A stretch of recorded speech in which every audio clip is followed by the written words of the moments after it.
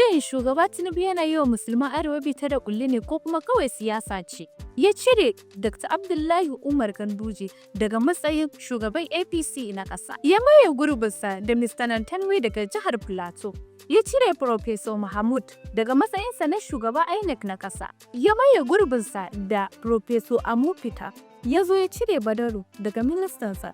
Ya maye gurbinsa da Janar Christopher Musa. Yanzu haka ana raɗin canja mataimakin shugaban ƙasa wato Kashim Shettima da wani Kirista ɗan Arewa. Shin wannan bita da ƙulli ne ko kuma tsarin siyasa ne? Ba fa a nan kawai abin ya tsaya ba. Aminu Wasiri Tahuwal, Malam Nasir El-Rufai, Abubakar Malami da sauransu na ci gaba da fuskantar zarge-zargen ɗaukar nauyin 'yan ta'adda. Kai ka ce 'yan adawa kawai ake wannan bita da kuɗi, amma ina General Tukaru Buratai, Faruk Yahaya, har ila yau da Abubakar Malami na ci gaba da fuskantar cin zarafi a kafafen yada labarai na kudancin Najeriya, su ma akan ɗaukar nauyin 'yan ta'adda. Amma ba ana abin ya tsaya ba. Hamma da 'yan amshin shatan shugaba Tinubu, Malam Nuhu Rubadu, Bello Matawalli ba su tsira ba, amma abin mamaki babu wanda ake zargin ɗaukar nauyin 'yan ta'addan Biafra. Sannan kuma babu wanda ake zargi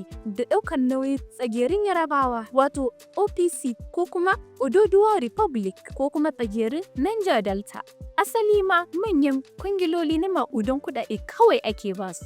Ko da yake akwai raɗe-raɗe da kuma tuguma mai tushe akan cewa shugaba Tinubu baya buƙatar ƙuri'un musulman Arewa domin lashe zaben 2027. Ya riga ya gama haɗa kan duka gwamnonin kudu. Ya kuma samu goyon bayan kiristocin Arewa. Abin tambayar a nan shine idan shugaba Tinubu ya lashe zabensa na 2027. To wa zai tsira daga musulman Arewa? Wai ma za a yi zaben a mafi yawanci shiyoyin Arewa? Duba da cewa 'yan ta'adda sun addabi ko ina na shiyoyin. Kusan kashi 18 zuwa 24 sun bar gidajensu. Shin zuwa shekara ta 2027 yanki nawa ne ka a samu a yi zaɓe a arewacin Najeriya? Wannan bita da ƙulli ne ko kuma siyasa ce kawai? Ku faɗa mana a comment section.